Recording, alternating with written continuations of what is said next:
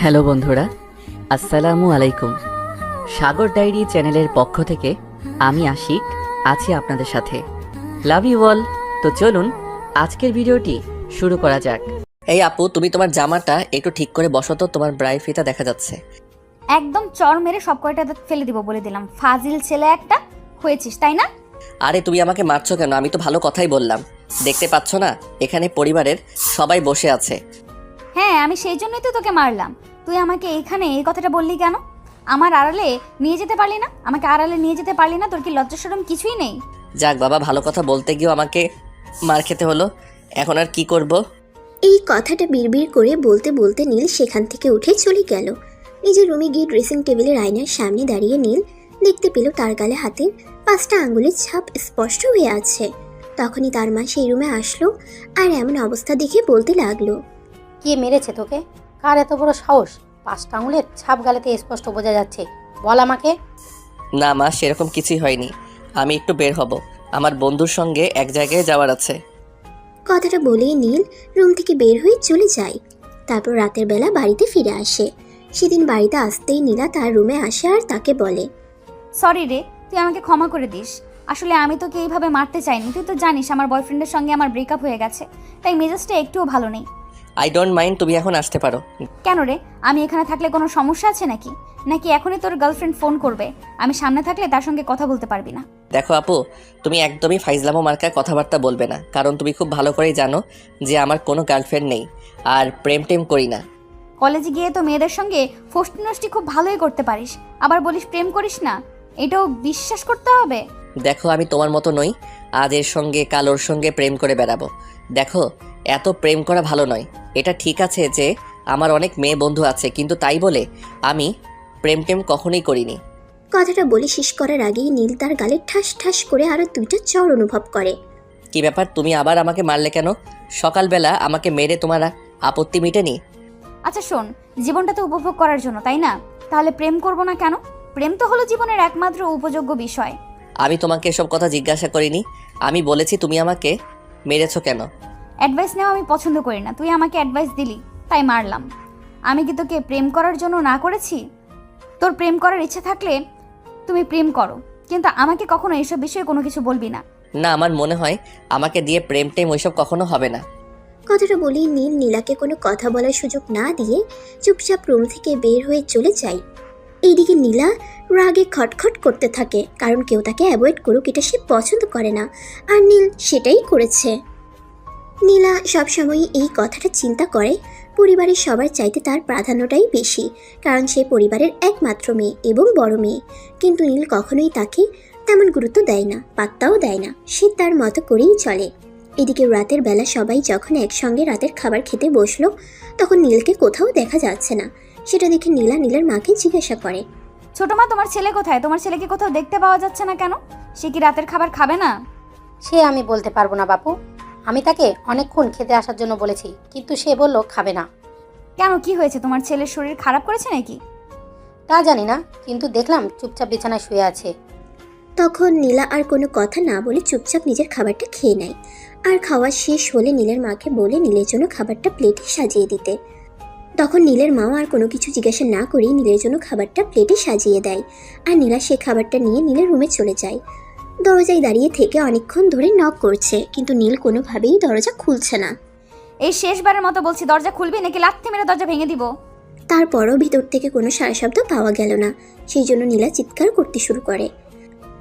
আর তখনই বাড়ির সবাই এসে সেখানে উপস্থিত হয়। রুমের দরজা খোলার পর দেখা যায় নীল অজ্ঞান অবস্থায় বিছানায় পড়ে আছে। তখনই তাকে দ্রুত হসপিটালে এডমিট করা হয়। 2 দিন পর নীল সম্পূর্ণ সুস্থ হয় এবং তাকে বাড়িতে নিয়ে আসা হয়। সেদিন রাত্রিবেলা নীল তার রুমে শুয়েছিল। তখনই নীলা তার রুমে যায় আর বলে, কি ব্যাপার, কি হয়েছিল সেদিন তোর? কই, কিছুই হয়নি, আমি একদম সম্পূর্ণ ঠিক ছিলাম। তারপর কিভাবে কি হলো সেটা জানি না। তুই আমার দিকে একবার তাকাতো, আমার দিকে তাকিয়ে বল তোর কি হয়েছে। নীলার কথা শুনে নীল যেই না নীলার দিকে তাকাতে যাবে, অমনি তার চক্ষু চড়ক গাছ, কারণ নীলা আজ একটা পাতলা টি শার্ট পরেছে, যার ফলস্বরূপ তার শরীরে বিভিন্ন অংশে স্পষ্ট বোঝা যাচ্ছে। আর সেই সঙ্গে সেই টি শার্টের গলাটা ছিল একটু বড়, যার কারণে তার বুকের ঠিক মাঝ বরাবর থাকা বাদামি রঙের তিলটা দেখা যাচ্ছিল, যার কারণে নীলের চোখ দুটো ওখানেই আটকে গিয়েছিল। কিন্তু সেটা নীলের চোখ এড়ালো না, সে বিষয়টা স্পষ্ট বুঝতে পারলো আর নীলকে বলল। কি রে, তোর চোখ দুটো এখানে এসে আটকে গেল কেন? তখনই নীল তার মাথায় একটা থাপ্পড় মেরে চোখ দুটো সরিয়ে নিল আর বলতে লাগলো। সরি আপু, আসলেই তুমি অনেক সুন্দর, আর যার কারণে ছেলেরা তোমার সঙ্গে প্রেম করতে চায়। তুই প্রেম করতে পারিস না আমার সঙ্গে? আমাকে তোর পছন্দ নয়? আরে এসব তুমি কি বলছো? আমি তোমার সঙ্গে প্রেম করতে যাব কেন? তুমি তো আমার আপন চাচাতো বোন, আর বোনের সঙ্গে কখনো প্রেম করা যায় নাকি? কেন, এটা কোনো কথা হলো? এখন তো এসব প্রেম অহরহ হচ্ছে। তুই যদি আমার সঙ্গে প্রেম করিস তাহলে তো আর আমাকে কষ্ট করে পরিবারের সবার চোখ ফাঁকি দিয়ে বয়ফ্রেন্ডের সঙ্গে দেখা করতে যেতে হতো না। তোকে নিয়ে বের হলে তো কেউ কিছু বলার সাহসই পেত না। আপু, আমি বড় আম্মুর সঙ্গে আজকেই কথা বলবো, আর বলবো তোমাকে যত দ্রুত সম্ভব সাইকো স্পেশালিস্ট ডক্টর দেখাতে। কথাটি শেষ হতে না হতেই নীলা নীলের গলা চেপে ধরে। নীলের তখন নিঃশ্বাস নিতে কষ্ট হচ্ছিল, সে কাশছিল, কিন্তু নীলা তারপরও তার গলা ছাড়ছে না। তুই আমাকে সাইকো বললি তাই না? এক্ষুনি তোকে মেরে ফেলবো। তখনই নীলের মা নীলকে ওষুধ দেওয়ার জন্য ঘরে আসছিল, আর এটা দেখে নীলের মায়ের মাথা একদমই ঠিক ছিল না। টেনে নীলাকে সরিয়ে নিয়ে একটা থাপ্পড় মেরে বলেন। তোমার এত বড় সাহস কী করে হয় আমার ছেলের গায়ে হাত তোলার? মানছি তুমি পরিবারের বড় মেয়ে, তাই বলে তুমি এইভাবে আমার ছেলেকে মেরে ফেলার চেষ্টা করবে? আমার ছেলেকে সরিয়ে দিয়ে তুমি এই পরিবারের সমস্ত সম্পত্তি ভোগ করতে চাইছো, তাই না? নীলা নীলের গলা এতটাই শক্ত করে চেপে ধরেছিল যে নীলের তখন কথা বলতেও কষ্ট হচ্ছিল, কিন্তু তারপরও সে নিজেকে কোনো রকম সামলে নিয়ে তার মাকে বলে। মা, বিষয়টা ওরকম কিছুই নাই, তুমি একটু ঠান্ডা হও। তুমি প্লিজ এত উত্তেজিত হয়েও না। তোর মাকে সামলাও, তা না হলে কিন্তু খারাপ কিছু হয়ে যাবে। তুই যেটা বলেছিস সেটা আমি হজম করতে পারছি না। আর এখন আবার তোর মা আমার গায়ে হাত তুললো। আজ আসুক তোর মা বাড়িতে। আমি যদি সব কিছু না বলেছি। হ্যাঁ যাও, যা কিছু করতে পারো। আজ আমিও এর একটা হেস্তনেস্ত চাই। আমি আমার ছেলেকে নিয়ে এই বাড়িতে আর থাকবো না, বলে দিলাম। তোমার যেখানে খুশি তুমি সেইখানে চলে যেতে পারো, কিন্তু নীল আমাদের পরিবারের ছেলে, সে কোথাও যাবে না। আর ছোট আব্বু বাড়িতে আসার পরে তুমি সেটা বুঝতে পারবে। কথাটা বলতে বলতে নীলা সেখান থেকে চলে গেল। এদিকে নীলের মা তাকে বলতে লাগে। আজ আমি তোর বাবা বাড়িতে আসলে সব কিছুই বলবো। এই বাড়িতে আর আমি তোকে নিয়ে থাকবো না। মেয়েটার কত বড় সাহস, সে তোকে মেরে ফেলার চেষ্টা করেছে। যদি আমি সময় মতন এখানে না আসতাম তাহলে তো তোকে মেরেই ফেলতো। তখন নীল তার মাকে বোঝানোর চেষ্টা করে আসলে উনি যেটা দেখেছেন সেটা ভুল। নীলা আসলে সেরকম কোনো উদ্দেশ্য নিয়ে এখানে আসেনি। আসলে নীলা মেয়েটা একটু রাগী, কিন্তু অতটাও খারাপ নয়। কিন্তু সে তার মাকে এই বিষয়টা কোনোভাবেই বোঝাতে পারছে না, তাই তার মা তাকে আবারও বলতে থাকে। দেখ, আমি বয়সে বড় এবং আমি তোর মা, সেই কথা সবসময় মাথায় রাখবি। আমার সন্তানের কোথায় ভালো হয় সেটা আমি খুব ভালো করেই জানি। তখন নীল আর কোনো কথা না বলে চুপ হয়ে গেল, কারণ সে ভালোভাবেই বুঝতে পেরেছে এখন তার মাকে যাই কিছু বলা হোক না কেন, কিন্তু তিনি সেটা বুঝবেন না। এদিকে রাতের বেলা যখন নীলের বাবা বাড়িতে আসলো, তখনই তো নীলের মা নীলের বাবাকে সব কিছু বলে, আর সব কিছু শুনে নীলের বাবা বলে। দেখো, নীলাকে আমি খুব ভালো করে চিনি, আমার মনে হয় না নীলা এমন কাজ করতে পারে। তোমার দেখাই ভুল আছে। তার মানে তুমি আমার কোনো কথাই শুনবে না? তার মানে আচ্ছা ঠিক আছে, তবে তোমাকে আমি একটা কথা বলে দিচ্ছি, আমার ছেলে যদি কোনো কিছু হয় তাহলে কিন্তু আমি তোমাকে ছাড়বো না। আচ্ছা ঠিক আছে, সেটা না হয় সময় হলে দেখা যাবে। এখন আমার মাথাটা খেয়েও না, আমাকে একা থাকতে দাও। সারাদিন অফিস করে এসেছি, বুঝতে পেরেছো? নীলার মা তাকে নীলার বাবাকে কিছু বলতে না পেরে সোজা রুম থেকে বের হয়ে বাইরে চলে যান। এরপর কাটতে লাগলো বেশ কয়েকদিন। সেদিন নীল কলেজে যাবে বলে রেডি হচ্ছে, তখনই নীলা সেখানে আসে। এই নীল, আমাদের ড্রাইভারের শরীর খারাপ, সে আমায় আজ দিয়ে আসতে পারবে না। তুই একটু তোর সঙ্গে আমায় নিয়ে যাস তো। সে না পারলে তুমি অন্য কোনো গাড়ি নিয়ে চলে যাওয়ার বন্দোবস্ত করো, কিন্তু আমি তোমাকে দিয়ে আসতে পারবো না। কেন রে ভাই, কি সমস্যা, কি হয়েছে? তুই আমাকে দিয়ে আসতে পারবি না কেন? আমি তোমাকে কেন দিয়ে আসতে পারবো না সেটা আমার চাইতে তুমি খুব ভালো করে জানো।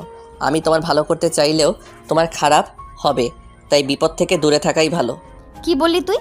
আমি তোর কথা বুঝতে পারলাম না। বিপদ থেকে দূরে থাকা ভালো মানে? তুই কি আমাকে বিপদ বলছিস নাকি? তখন নীল কোনো রকমে কথাটা ঘুরিয়ে নিল। সে বলল, না, আমি তোমাকে বিপদ বলতে যাব কেন? যাই হোক, এখন আমার সময় নেই তোমার সঙ্গে কথা বলার, আমি আসছি। নীলা কিছু বলতে চাইছিল, কিন্তু সে আর সেই সুযোগটা পেল না। তার আগেই নীল সেখান থেকে বের হয়ে চলে গেল। এদিকে নীলা ড্রয়িং রুমে এসে চেঁচামেচি করতে শুরু করে। এটা দেখে নীলের মা সেখানে উপস্থিত হয় আর বলতে থাকে, এই মেয়ে, এটা বাড়ি নাকি অন্য কিছু? তুমি এখানে ষাঁড়ের মতো চেঁচামেচি করতেছো কেন? আমার যা ইচ্ছে আমি তাই করব, কিন্তু সেই বিষয়ে তোর কাছে কোনো কৈফিয়ত দেব না। তাই তুমি আমার কাছে কৈফিয়ত চাইতে এসো না। তোমার এত বড় সাহস, তুমি আমার সঙ্গে এইভাবে কথা বলছো? ঠিক আছে, আজ আসুক নীলের বাবা বাড়িতে, তারপরে দেখবো তোমায়। হ্যাঁ যাও না, তোমার যা ইচ্ছে তুমি তাই করো। বলতে বলতে নীলা সেখান থেকে বের হয়ে চলে যায় আর বাসার সামনে দাঁড়িয়ে অপেক্ষা করে থাকে রিক্সার জন্য। বেশ কিছুক্ষণ দাঁড়িয়ে থাকার পর সে একটা রিক্সা পায়। তারপরে সে রিক্সা করে ভার্সিটিতে চলে যায়। সেদিন বিকালবেলা যখন নীল বাসায় আসে তখনই নীলা তার রুমে যায়। খুব ফুটানি হয়েছে না তোর? কি বলতে এসেছো সরাসরি বলো। তোমার এত ঘুরিয়ে পেঁচিয়ে কথা শোনার আমার সময় নেই। কেন, বাইরে গার্লফ্রেন্ড অপেক্ষা করছে নাকি যে গার্লফ্রেন্ডের সঙ্গে দেখা করতে যাবি? হ্যাঁ, চিন্তা করছি সেটাই করব, কারণ গতকাল আমাদের কলেজে একটা নতুন মেয়ে অ্যাডমিশন নিয়েছে। মেয়েটাকে দেখতে হেব্বি সুন্দরী, আমার সাথে মানাবে ভালো। নীলা কি জানি মনে করে কোনো উত্তর না দিয়ে সেখান থেকে চলে গেল। নীলও সেই বিষয়টাকে গুরুত্ব দেওয়ার প্রয়োজন মনে করলো না। আসলে সে যা বলেছে সত্যি। তাদের কলেজে আজ নতুন একটা মেয়ে অ্যাডমিশন নিয়েছে আর এই মেয়েটাকে নীলের খুবই পছন্দ হয়েছে। তাই নীল মনে মনে সিদ্ধান্ত নিয়েছে আগামীকাল কলেজে গিয়ে সে এই মেয়েটাকে প্রপোজ করবে। আর তার বাবা মায়ের তার যথেষ্ট ভরসা রয়েছে। তার সিদ্ধান্তের উপর তার বাবা মা কখনোই অমত করবে না। আর তাই পরের দিন সকালবেলায় কলেজে গিয়ে নীল সেই মেয়েটাকে প্রপোজ করে। নিশি ভালোবাসার মানুষকে কিভাবে প্রপোজ করতে হয় সেটা আমি জানি না। ইনফ্যাক্ট কাউকে কখনো ভালোবাসিনি, তাই এত গুছিয়ে কথা বলা আমার পক্ষে সম্ভব নয়। আমি তোমাকে সরাসরি বলছি, তোমাকে প্রথম দেখায় আমি ভালোবেসে ফেলেছি। I love you. দেখো নীল, তোমাকে আমি চিনিও না জানিও না। এর আগে কখনো তোমার সঙ্গে আমার পরিচয় ছিল না।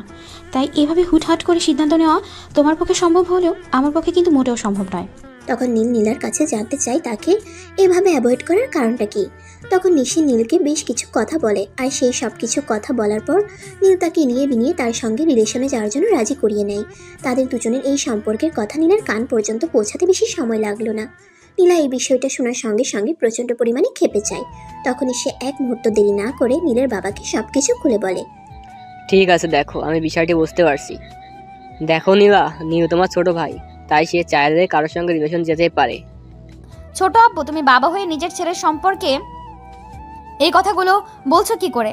তোমার ছেলে একটা মেয়ের সঙ্গে রিলেশন করে, সেটা কি তোমার জন্য যথেষ্ট অপমানজনক নয়?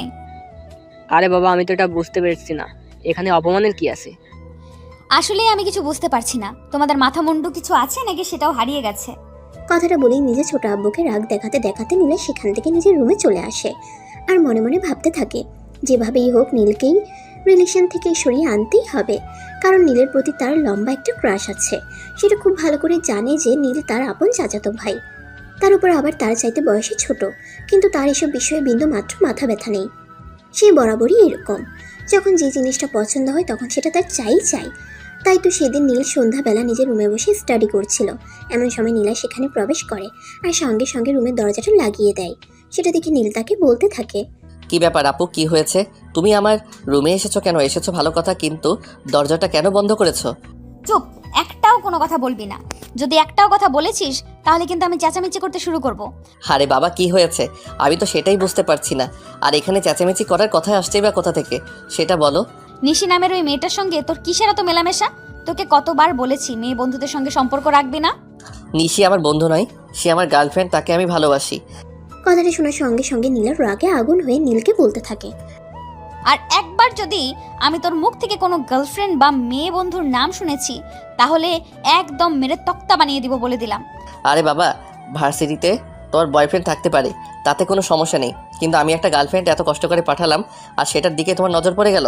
তখন নীলা বলতে থাকে ওই সব দিকে নজর দেওয়া নীলের কাজ নয়, শুধু তাকে যেটা করতে বলা হয়েছে সে যেন সেটাই করে। আর তাই নীল তখন বলতে থাকে, দেখো, আমি তোমার নিজের টাকায় কেন সম্পত্তি নয় যে তুমি আমাকে সেইভাবে ভোগ করার করবে। আমি একটা মানুষ আর আমার নিজের একটা লাইফ আছে, আর সেখানে আমি কারোর কোনো মতামত গ্রহণ করতে ইচ্ছুক নই। কথাটা শুনে নীলা প্রচণ্ড পরিমাণে ক্ষেপে যায় আর নীলকে ঠাস করে একটা চর বসিয়ে বলতে থাকে, একদম পাকা পাকা কথা বলার চেষ্টা করবি না। তুই খুব ভালো করেই জানিস এভাবে পাকা পাকা কথা বলা আমার একদমই পছন্দ নয়। আমি তোকে যেটা করতে বলেছি তুই সেটাই করবি।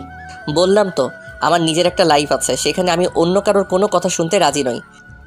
কথাটা বলার সঙ্গে সঙ্গেই নীলা নীলকে ধাক্কা দিয়ে বিছানার উপরে ফেলে দেয় আর সঙ্গে সঙ্গে তার বুকের উপরে উঠে বসে। তখন নীল চেঁচাতে শুরু করে। আরে এটা তুমি কি করছো? তুমি আমার বুকের উপর উঠে বসে আছো কেন? আমার তো নিঃশ্বাস নিতে কষ্ট হচ্ছে, মনে হয় আমি এক্ষুনি দম বন্ধ হয়ে মারা যাব। তুই এত সহজে মরবি না, তোর মরণ আমার হাতে।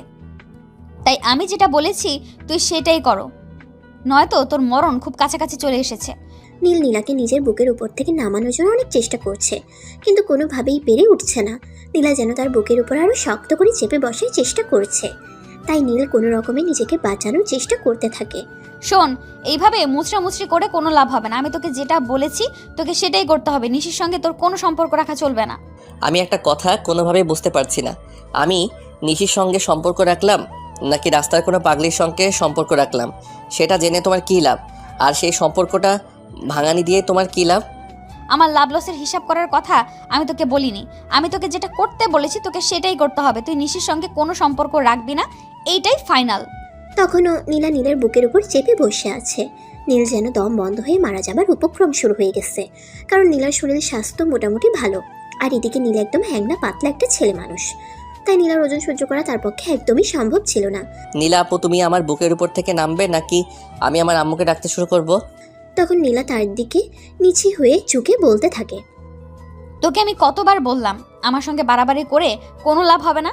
আমি যেটা করতে বলেছি সেটাই করতে হবে। তখনই নীলের চোখ দুটি আটকে গেল নীলার বুকের মাঝখানে। বুকের ঠিক মাঝ বরাবর অনেক সুন্দর একটা ছোট্ট তিল। তখনই নীল নীলাকে বলে ওঠে। আপু, তোমার জামাটা একটু ঠিক করো প্লিজ, তোমার ওই দুটো দেখা যাচ্ছে। তোকে দেখানোর জন্যই তো দেখাচ্ছি, দেখ না কত সুন্দর। চিচি আপু, এসব তুমি কি বলছো? আমি তোমার আপন চাচাতো ভাই, আমাকে এসব কথা বলতে তোমার একটু লজ্জা করছে না? এইসব ন্যাকামো আমার কাছে দেখাতে আসিস না তো, কারণ আমি তোকে কখনোই চাচাতো ভাই মনে করি না। একটু দে না আমায় আদর করে। নীল তখন নিজের চোখ দুটো বন্ধ করে নেয় আর চোখের উপর নিজের হাত রেখে বলতে থাকে। আপু প্লিজ, তুমি তোমার জামাটা ঠিক করো। বেশিক্ষণ এইভাবে থাকলে কিন্তু আমি নিজেকে কন্ট্রোলে রাখতে পারবো না, বলে দিলাম। কে বলেছে নিজেকে কন্ট্রোলে রাখতে? আমি তো নিজেই তাকে বলেছি আমায় একটু আদর করে দে, কিন্তু তুই তো নিজেই আমার থেকে দূরে দূরে থাকার চেষ্টা করছিস। কথাটা বলেই নীলা নীলের হাতটা টান দিয়ে একটু তার বুকের কাছে নিয়ে আসে। নীলের হাতটা যখনই নীলার বুকে স্পর্শ করতে যাবে, নীল তখনই কেঁপে উঠে বলে। আরে কি করছো কি তুমি? তখন নীলা নিজেই নীলের হাতটা ধরে তার বুকে চাপ দিয়ে ফিলিংস নিতে শুরু করে। নীল তখন চেষ্টা করা সত্ত্বেও নিজেকে সরিয়ে নিতে পারছিল না, কারণ সে তো একটা ছেলে, আর একটা মেয়ে যদি নিজের থেকে এভাবে তার কাছে এসে ধরা দেয় তাহলে সে কি করবে। নীলা নিজেই নীলকে বিভিন্নভাবে রোমান্টিক স্পর্শ করতে শুরু করে। এদিকে নীল যদিও নিজেকে তখনও কন্ট্রোল করার চেষ্টা করছে, তখনই নীলা তাকে বলে।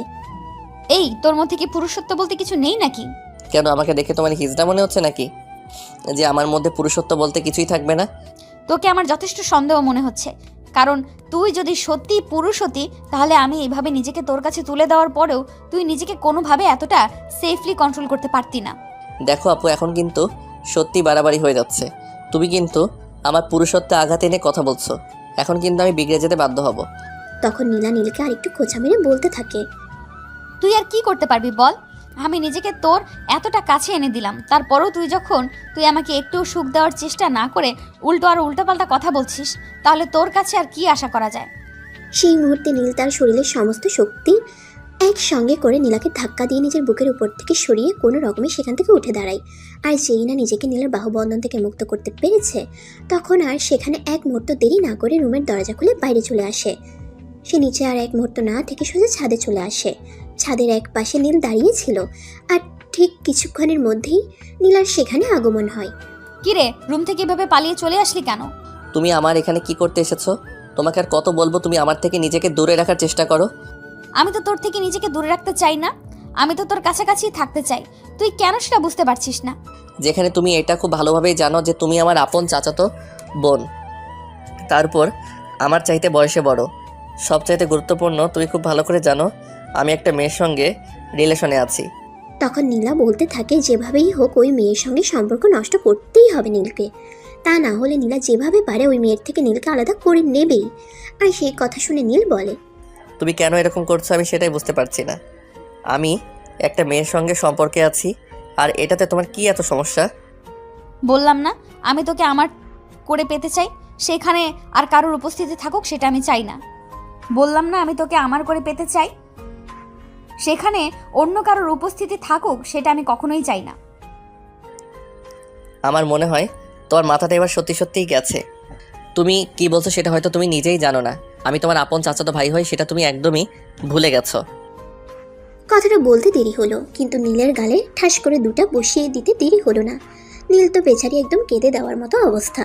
সে কি করবে কিছুই ভেবে পাচ্ছে না। কথা বলতে গেলেই মার খাচ্ছে। এটা কি জাস্ট পসিবল? তখন নীল নীলাকে কাঁদো কাঁদো কণ্ঠে বলতে লাগে, তুমি কথায় কথায় এভাবে আমাকে মারছো কেন? আমি তো সেটাই বুঝতে পারছি না। আমি কি এমন অপরাধ করলাম যার কারণে তুমি কথাটা বলার আগেই আমায় মারছো? তুই আমার সহজ কথাটা বুঝতে পারছিস না। তোকে তো বলেছি ওই নিশি নামের মেয়েটার সঙ্গে তোর সম্পর্ক রাখা চলবে না। She is my love and on of the part of my life. তাই তোমাকে বুঝতে হবে বিষয়টা। ওই মেয়ের মধ্যে কি এমন আছে যেটা আমার মধ্যে নেই? তখন নীল বলতে থাকে, চাচাতো বোন আর প্রেমিকা, এই দুটো শব্দের মধ্যে আকাশ পাতাল তফাৎ রয়েছে। বোন শুধু বোনই হয়ে থাকে, আর প্রেমিকা হয় ভালোবাসার মানুষ এবং ভবিষ্যৎ স্ত্রী। কিন্তু নীলা তো সে এক কথার মানুষ, সে তো অন্য কারো কথা শুনবেই না। সে তার মতোই বলে, তুই যদি এই মেয়েটার সঙ্গে নিজের থেকে সম্পর্ক নষ্ট না করিস তাহলে এর জন্য কি করতে হবে সেটা আমি খুব ভালো করেই জানা আছে। তাই তোকে বেশিক্ষণ ওয়েট করতে হবে না, আমি অল্প সময়ের মধ্যে এই বিষয়টা সমাধান করে দিব। কথাটা বলে নীলা আর সেখানে এক মুহূর্তও দাঁড়ালো না। এরপর কেটে গেল 3 দিন। ইতিমধ্যে নীলা নিশির পরিবার এবং যা কিছু তথ্য জানার প্রয়োজন ছিল সবকিছুই জেনে গেছে। আজ সে নীলকে বাসা থেকে বেরোনোর সময় বলে, আজকের পর আর নিশি বলতে কোনো শব্দ থাকবে না তোর জীবনে, এটা তুই কনফার্ম হয়ে নে। She is real love for my life. তুমি যাই কিছু করো না কেন তাকে আমার জীবন থেকে সরাতে পারবে না, কারণ সে আমায় অনেক বিশ্বাস করে আর ভালোবাসে। হ্যাঁ, আমিও তো সেটাই বলতে চাইছি। আমিও দেখে নিতে চাই তোদের ভালোবাসার কত জোর আছে, যেখানে আমার ভালোবাসার কোনো মূল্য নেই।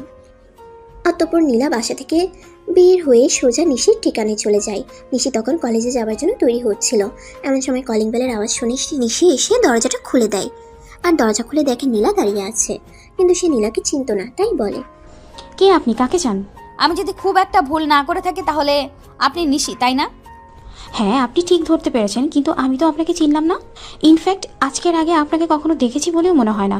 Please tell me yourself. আমি নীলা, অ্যান্ড নীলের একমাত্র ভালোবাসা। হ্যাঁ, তো আপনি আমার কাছে বলতে এসেছেন কেন? তোর কথা শুনে সত্যি আমি অবাক না হয়ে পারছি না। যেখানে আমি বললাম আমি তোমার বয়ফ্রেন্ড নীলের একমাত্র ভালোবাসা, তারপরেও তুমি এই কথা বলছো। কথাটা শুনেই নিশির পায়ের নিচ থেকে যেন মাটি সরে যাওয়ার মতো অবস্থা। কিন্তু তারপরেও সে নিজেকে কোনো রকমে কন্ট্রোল করে নীলাকে বলে, আপু, আপনি এসব কি বলছেন? আপনার মাথা ঠিক আছে তো? আপনাকে তো দেখে মনে হচ্ছে না আপনি আমাদের বয়সী হন। আপনাকে দেখে আমাদের চাইতে বয়সে একটু বড় বলেই মনে হচ্ছে। কেন, আমি তোমাদের চাইতে বয়সে মারামারি কাউকে ভালোবাসতে পারি না নাকি? আমি তোমার চাইতে দেখতেও সুন্দর, কোনটা বলো? না মানে আপনাকে সেরকম কিছু বলিনি, কিন্তু নীল আমার ক্লাসমেট আর সে আমাকে ভালোবাসে, আমিও তাকে ভালোবাসি। আমাদের দুজনের মধ্যে একটা সম্পর্ক রয়েছে। কথাটা শোনা মাত্রই নীলা শুরু করে তার নাটক। সে নিশিকে দেখানোর জন্য যা যা এভিডেন্স এনেছিল সবগুলো নিশির সামনে পেশ করতে শুরু করে। এগুলো দেখতে দেখতে নিশির একদমই যেন পায়ের নিচ থেকে মাটি সরে চলে যাচ্ছিল। নিশি মাথা ঘুরে পড়ে যাচ্ছিল, কি করবে কিছুই বুঝতে পারছিল না। সে নিজের চোখের সামনে দেখতে পাচ্ছিল নীলার ঘনিষ্ঠ মুহূর্তের কিছু ছবি, আর সেই সঙ্গে নীলার প্রেগন্যান্সি রিপোর্ট। তখন আর কোনোভাবেই নিজেকে কন্ট্রোল করতে পারছে না। একটা মানুষ কিভাবে এরকম হতে পারে, ওটা সে ভাবতেই পারছিল না। আপু, আপনি এসব আমাকে কি দেখালেন? আমি তো নিজের চোখকেই বিশ্বাস করতে পারছি না। এবার তুমি বুঝতে পারলে তো তুমি কেমন একটা কিটের সঙ্গে ভালোবাসা সম্পর্ক করতে চাচ্ছিলে। আমার পেটেও সন্তান, আর আমাকে এখন তো আর বোরিং লাগে বলে তোমার সঙ্গে সম্পর্কে আসতে চাইছে। প্লিজ বিষয়টা বোঝার চেষ্টা করো। আপনি আমাকে ক্ষমা করে দেবেন আপনাকে ভুল বোঝার জন্য। আসলে ভুলটা আমারই ছিল। আমি একটা নরকের কিটের সঙ্গে ভালোবাসার সম্পর্ক করতে চাইছিলাম। কথাটা শুনে নীলা মুখ চেপে হাসতে থাকে, কারণ সে তার প্ল্যান অনুযায়ী সাকসেসফুল হতে পেরেছে। সে নিজের হাসি চেপে রেখে নিশিকে বলতে থাকে, দেখো, আমার যেটুকু কর্তব্য ছিল সেটুকু আমি করে গেলাম। এখন তুমি কি করবে না করবে সেটা একান্তই তোমার ব্যক্তিগত ব্যাপার। আমি আর তোমাকে এই বিষয়ে কিছুই বলবো না। তুমি আমার বোনের চাইতেও বেশি উপকার করলে। তোমার এই উপকার আমি কোনো দিনও ভুলব না।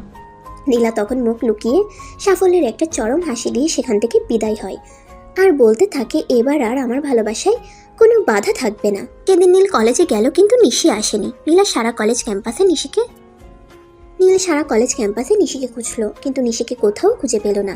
নিশির ফোন নাম্বারে অনেক কল করলো, কিন্তু নিশি তার ফোনটাও পর্যন্ত রিসিভ করলো না। নীল পড়ে গেল মহাচিন্তায়। কি হয়েছে কিছুই বুঝতে পারছে না সে। দেখতে দেখতে কলেজ টাইম শেষ হয়ে গেল, আর নীল বাসায় চলে আসে। বাসায় এসে রুমে বসে বসে কান্না করছে। তখনই তার মা সেখানে এসে উপস্থিত হয়। কি ব্যাপার নীল, কি হয়েছে তোমার? তুমি এখানে এভাবে বসে বসে কান্না করছো কেন? তখন নীল তার মাকে সমস্ত বিষয়টা খুলে বলে।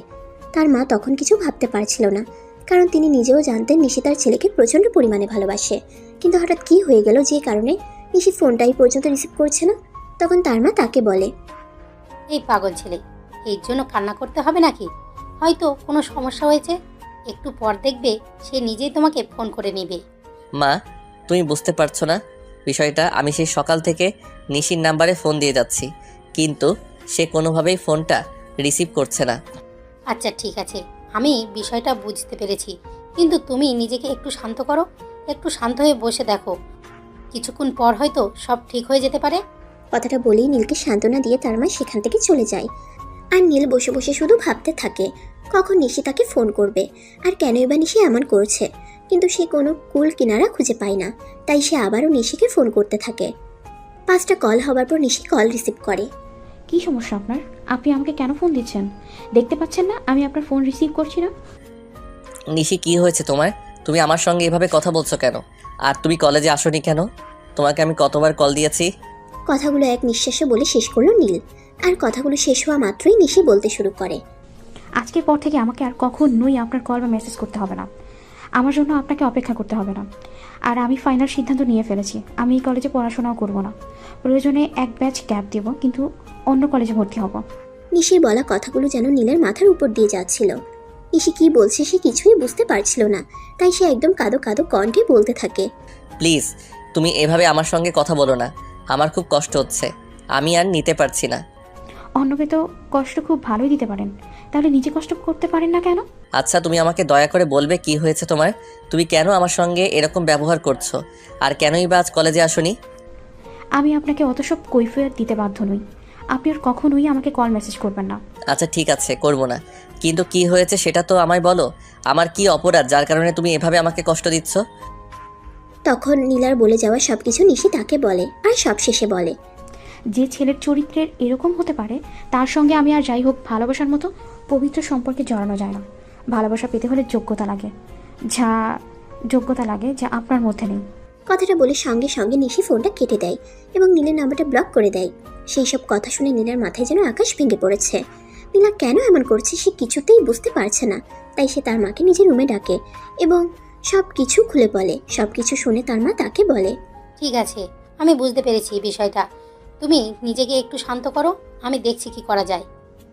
সেদিন রাতের বেলা নীলের বাবা বাড়িতে আসলে তার মা তার বাবাকে সবকিছু বলে। আর সবকিছু শোনার পর তার বাবা নীলকে নিজের রুমে ডাকেন এবং বলেন, এসব কি শুনছি? তুমি যা শুনেছো সব কিছু একদম সত্যি। নিশিকে আমি সত্যি ভালোবাসতাম, আর তার সঙ্গে আমার ভালো একটা সম্পর্ক ছিল। কিন্তু নীলা আপু কেন এমন করছে আমি তো সেটাই বুঝতে পারছি না। আমার ভালোবাসায় তার ক্ষতি কি? তখন নীলের বাবা নীলকে বলে, তুমি নিজেকে একটু শান্ত করো। এই বিষয়টা আর ব্যক্তিগত নেই, পারিবারিক হয়ে গেছে। তাই পরিবারের সবার সঙ্গে আলোচনা করে সিদ্ধান্ত নিতে হবে। অতঃপর নীল নিজের রুমে চলে যায় আর তার বাবা পরিবারের সবার সাথে বিষয়টা শেয়ার করে। আর সবাই বিষয়টা শোনার পর নীলাকে ডেকে নেয় সবার সামনে। কি ব্যাপার, কারোর কোনো সমস্যা হয়েছে নাকি? সবাই এখানে কেন? প্রশ্নটা তো আমাদের করার কথা, কারণ তোমার জন্য সবাইকে এভাবে একত্রিত হতে হবে, এটা তো আমাদের কল্পনাও তো ছিল না। কি বলবে তাড়াতাড়ি বলে ফেলো তো, আমার হাতে এত সময় নেই। নীলা, তোমার কি মনে হচ্ছে না তুমি একটু বেশি বেয়াদব হয়ে যাচ্ছ? গুরুজনদের সাথে এভাবে বেয়াদবি করে কথা বলতে হয় না। এই শিক্ষা কি আমরা তোমায় দেয়নি? ঠিক আছে, আই এম সরি ছোট আব্বু, কিন্তু কি হয়েছে? কেন তোমরা সবাই এইখানে, আর আমাকে এবার কেন ডাকলে? তখন নীলের বাবা সবটা বলে। আর সবকিছু শুনে নীলা বলে, তোমরা যা শুনেছো একদমই সত্যি। আমি নীলকে ভালোবাসি, আর ওকে আমি অনেকবার এই বিষয়টা বোঝানোর চেষ্টা করেছি, কিন্তু সে আমার কথার কোনো তোয়াক্কা না করে ওই মেয়েটার সঙ্গে সম্পর্কে যাবার সাহস দেখিয়েছে। আমি কি করে বসে বসে আঙুল চুষবো নাকি? কথাটা শুনে নীলের বাবা নীলের দিকে তাকায় আর তারপর নীলকে বলে, তুমি যেহেতু এই বিষয়টা জানতে, তাহলে এতদিন আমাদের সঙ্গে বিষয়টা শেয়ার করোনি কেন? বাবা, আমি তো আপুকে সবটা বলেছি যে আমি অন্য একজনকে ভালোবাসি। তারপর পরিবারের সঙ্গে শেয়ার করার কি আছে এখানে? আচ্ছা, আমরা এখন কি করতে পারি সেটা তোমরাই বলো। বাবার এমন কথা শুনে নীল একটু রেগে যায় আর তার বাবাকে বলে, তোমরা সবকিছু শোনার পর এমন কথা বলছো কি করে, যেখানে নীলা আপু আমার এত বড় একটা ক্ষতি করেছে, তারপরও তোমরা বলছো তোমাদের কিছুই করার নেই। কি আর করবে, কেউ যদি কিছু করে তাহলে আমি যেটা বলেছি সেটাই করতে হবে, এর অন্যথা কিছুই হবে না এই বাড়িতে। তুমি কে গো যার কথা এই বাড়িতে সবকিছু হতে হবে? তখন নীলা সেখান থেকে নীলের সামনে গিয়ে দাঁড়িয়ে তার কানের কাছে মুখ নিয়ে বলতে থাকে, সবার সামনেই দেখিয়ে দিতে হবে নাকি বিয়েটা হওয়া পর্যন্ত অপেক্ষা করবি? তুই চাইছোটা কি বলবে? আমি তো তোকে ছাড়া আর কিছুই চাই না, সেই কথাটা তোকে অনেকবার বলা আর বোঝানোর চেষ্টা করেছি, কিন্তু তুই যদি সব কিছু বুঝেও না বুঝিস তাহলে আমি কি করব? নীল তখন কি বলবে আর কি করবে কিছুই ভেবে পাচ্ছে না, কারণ এই মুহূর্তে তার কি করা উচিত সেটাই তার মাথায় আসছে না। দেখো নীলা আপু, তুমি যেটা করেছো সেটাই কিন্তু ক্ষমার অযোগ্য অপরাধ, কারণ তুমি নিশিকে সব উল্টাপাল্টা বুঝিয়ে এসেছো। বেশ করেছি, যে জিনিসটা আমার সেটার দিকে অন্য কেউ হাত বাড়াক আমি কখনোই চাইনি, তাই আমি এই কাজটা করতে বাধ্য হয়েছি। তোমার কি একবারও মনে হচ্ছে না তুমি ভুল কিছু করেছো, কিংবা তোমার কি একবারও এর জন্য অনুতপ্ত হচ্ছে না? নিজের ভালোবাসাকে নিজের করে পাবার জন্য যাই কিছু করতে হোক না কেন তাতে আমার বিন্দু মাত্র আপত্তি নেই। তখন নীলা আরও বলতে থাকে, নীলকে পাওয়ার জন্য যদি তাকে 7 সমুদ্র 13 নদী পার হতে হয় সে সেটার জন্য প্রস্তুত। তার এইসব কথা শুনে পরিবারের মানুষ কি বলবে তারা নিজেরাই ভাবতে পারছে না, সবাই এখন সিদ্ধান্তহীনতায় ভুগছে। তখনই নীলা সবাইকে উদ্দেশ্য করে বলতে থাকে, কি ব্যাপার, তোমরা সবাই এভাবে চুপ হয়ে বসে আছো কেন? কেউ কিছু বলছো না কেন? আমরা কি বলবো আর আমাদের কি বলার আছে সেটাই তো বুঝতে পারছি না। তুমি যা বলছো আর যা করেছো এরপর আর কি বলার থাকে? দেখো, কাউকে ভালোবাসা অপরাধ নয়, আর ভালোবাসাকে পাওয়ার জন্য যাই কিছু করতে হোক সেটা অপরাধ নয়, তাই আমি সেরকম কোনো অপরাধ করেছি বলে আমার মনে হচ্ছে না। তারপর সবাই মিলে বেশ কিছুক্ষণ সময় নিয়ে চিন্তা করতে থাকলো এখন কি করা যায়, কারণ একদিকে নীল নীলাকে পছন্দ করে না আর অন্যদিকে নীলা নীলকে পাওয়ার জন্য যা ইচ্ছে তাই করতে প্রস্তুত। এখন যেটা করতে হবে সেটা হলো খুব ভেবে চিন্তে ঠান্ডা মাথায় সিদ্ধান্ত নিতে হবে, যাতে দুজনের থেকে কারোরই কোনো ক্ষতি না হয়। কিন্তু কি এমন সিদ্ধান্ত সেটাই তো কেউ ভেবে কুল কিনারা পারছে না।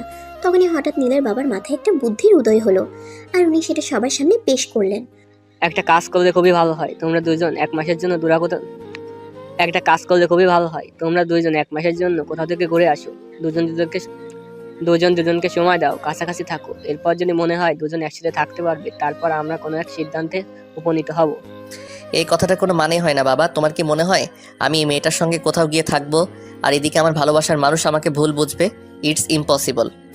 অপরদিকে নীলা তো এই কথাটার জন্য একদমই রাজি, তাই সে বলে, আমার কোনো সমস্যা নেই, আমি যদি রাজি আছি, কিছু সময় কেন আমি তার সঙ্গে অনেক সময় কাটাতে রাজি আছি, কারণ আমি যে তাকে সত্যিই চাই।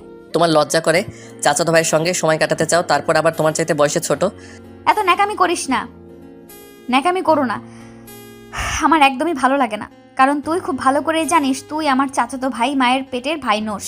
তোর ভালোবাসার ক্ষেত্রে বয়স কোনো বিষয় নয়, সেটা আমি খুব ভালো করেই জানি, তাই আমাকে এসব বিষয়ে কোনো জ্ঞান দিতে আসিস না।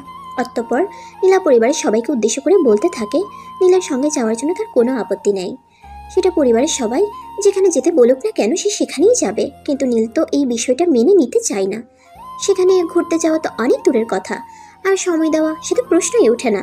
তোমরা প্লিজ আমাকে জোরাজোরি করো না, আমাকে জোরাজোরি করে কোনো লাভ হবে না, কারণ জীবনে একজনকে ভালোবাসা যায়। আমিও জীবনে সেরকম কোনো অপরাধ করিনি যার কারণে আমার ভালোবাসার মানুষকে আমায় হারাতে হবে। আমার ভালোবাসার মানুষকে আমার পেতেই হবে, সেটা যেভাবেই হোক, যে কোনো পরিস্থিতিতেই হোক। নীলার মাথায় যেন আকাশ ভেঙে পড়ার মতো অবস্থা, কারণ সে পরিবারের কাউকে তার কথাটা বোঝাতেই পারছে না কেন যে পরিবারের সবাই এরকম করছে আর এভাবে কথা বলছে, সেটা কোনোভাবেই তার মাথায় ঢুকছে না। তাই সে মনে মনে ভাবলো এখানে কারোর সঙ্গে কোনো কথা বলে কোনো লাভ হবে না, যা করার তাকেই করতে হবে। কথাটা বলতে বলতে সে সবার সামনে থেকে বের হয়ে চলে গেল সোজা নিশিতের বাড়িতে। কিন্তু দুর্ভাগ্যের কথা বলা, সে অনেক সময় ধরে নিশিতের বাড়ির সামনে দাঁড়িয়ে কলিং বেল চেপে যাচ্ছে, কিন্তু কেউ দরজা খুলছে না। প্রায় 20 মিনিট পর নিশি এসে দরজা খুলে আর তাকে দেখেই বলে, আপনি এখানে এসেছেন কেন? নিশি প্লিজ তুমি আমার সঙ্গে এভাবে কথা বলো না, আগে আমার কথাটা শোনো, আমাকে একটু সময় দাও, আমাকে বলতে দাও। কি বলবেন আপনি? আমি তো আপনার কাছ থেকে কোনো কথাই শুনতে চাই না, আপনি চুপচাপ এখান থেকে বের হয়ে যান। আমি চাই না এই মুহূর্তে আমার বাড়িতে কোনো কেওয়াজ তৈরি হোক। দেখো নিশি, এমনিতেই অনেক প্যারার মধ্যে আছি, তাই আমি চাই না তুমি আমার সঙ্গে এরকম ব্যবহার করো, আমাকে বলতে দাও, আমি কিছু বলতে চাই। দেখুন, একটা মেয়ে আর যাই হোক কখনো নিজের সতীত্ব নিয়ে খেলা করে না, তাই আপনি আমাকে কিছু বলতে চাইবেন না, আর বললেও আমি সেটা বিশ্বাস করব না। নিশিকে এখন কি করে সম্পূর্ণ বিষয়টা বুঝাবে সেটাই বুঝে উঠতে পারছে না। কারণ নিশি হয়তো মনে মনে ঠিক করে রেখেছে নীল তাকে যাই কিছু বলুক না কেন সে তার এসব মিষ্টি কথাই ভুলবে না। তাই তো নীল তাকে হাজারবার রিকোয়েস্ট করে বলার পরও সে নীলের কোনো কথাই শুনতে চাইছে না। উল্টো শেষমেশ নিশি বলেই বসলো, আপনি এখান থেকে চলে যান, আমি আপনার চেহারাটাও দেখতে চাই না। আর যদি আজকের পর কখনো আপনাকে এখানে দেখি তাহলে সিকিউরিটি গার্ড দিয়ে বের করে দিতে বাধ্য হব কিন্তু আমি। নিজের ভালোবাসার মানুষের কাছ থেকে এমন কথা শুনতে হবে এটা কখনোই কাম্য নয়।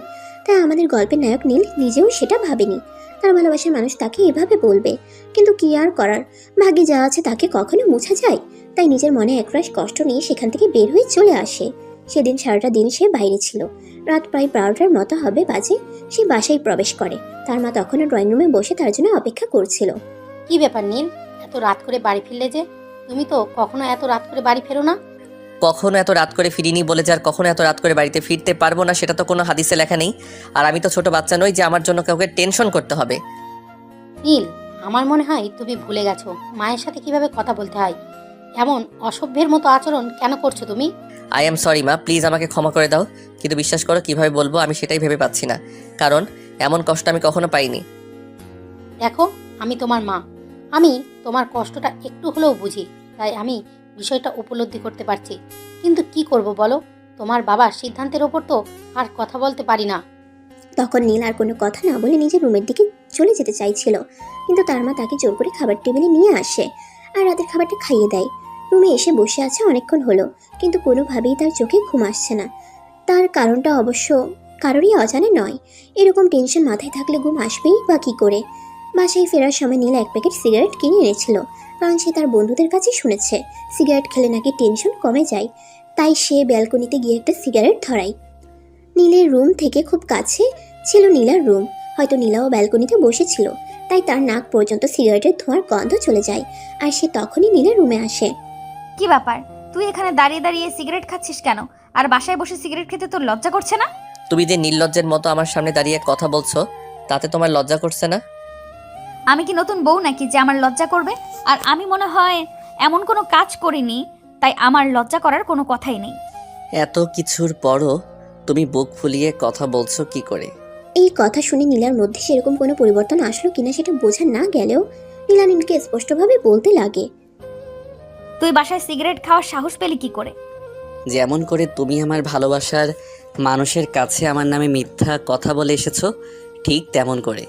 আমি আমার ভালোবাসাকে পাওয়ার জন্য যা ইচ্ছা তাই করতে পারি, কিন্তু তাই বলে তুই এইভাবে বাসায় বসে সিগারেট খাবি, এটা তো হতে পারে না।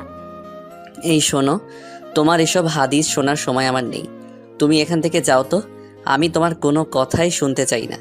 এই মুহূর্তে এখান থেকে বিদায় হও, আমাকে আমার মতো থাকতে দাও। যদি বলি যাব না তাহলে কি করবি? আর যদি বলি তোর ভালোবাসা পেতে মন চাইছে, একটু ভালোবাসা পেতে তোর কাছে এসেছি? এইসব কথাবার্তা শুনে নীলের মেজাজ ক্রমশ খারাপ হয়ে যাচ্ছে, কিন্তু নীলা সেটা বুঝতে পারছে কিনা সেটার কোনো বহিঃপ্রকাশ বোঝা যাচ্ছে না। নীলা তো দিব্যি তার মতোই রয়েছে, তাই নীলা আবারও বলতে থাকে, তুমি এখান থেকে যাবে নাকি যাবে না? আচ্ছা, আমি একটা বিষয় কোনোভাবেই বুঝতে পারি না, তুই কেন আমার সহজ কথাটা সহজভাবে নিতে পারিস না? আমি তো বললাম তোর ভালোবাসা পেতে মন চাইছে, তাহলে তুই কেন বলছি সেখান থেকে চলে যেতে? আমি তোমার মতো পাগল হয়ে যাইনি, তাই তোমার এসব কথা আমার মাথায় ঢুকছে না। তাই নাকি? আচ্ছা ঠিক আছে, আমি তোকে পাগল বানানোর চেষ্টা করছি, দেখি পারি কিনা। কথাটা বলা শেষ করার আগেই নীলা নীলের হাত থেকে সিগারেটটা টান দিয়ে ফেলে দেয়। তারপর আস্তে আস্তে নীলের দিকে এগোতে থাকে। সেটা দেখে নীল তাকে বলতে থাকে, তুমি কি এবার ফিল্মি স্টাইলে আমাকে কিস করতে আসবে নাকি? কিন্তু সেই কথার উত্তর দেবে বা দেওয়ার প্রয়োজন আছে সেটা মনে না করে নীলা তৎক্ষণাৎ নীলের তার ঠোঁট দুটো ডুবিয়ে দেয়। নীল সরে যাওয়ার জন্য চেষ্টা করছে, কিন্তু কোনোভাবেই পারছে না, কারণ নীলা তাকে চেপে ধরে আছে। কিছুক্ষণ পর যখন নীল ছাড়া পেল তখন বলল, তুমি কেন করছো এরকম? আমাকে একটু মুক্তি দাও না। আমি তো তোমার থেকে মুক্তি পেতে চাই, একটু বাঁচতে চাই। আমাকে একটু স্বস্তির নিঃশ্বাস নিতে দাও। আমি থাকতে মনে হয় তোর সেই আশাটা কোনোদিন পূরণ হবে না, কারণ আমি তোকে কখনো মুক্তি দেব না।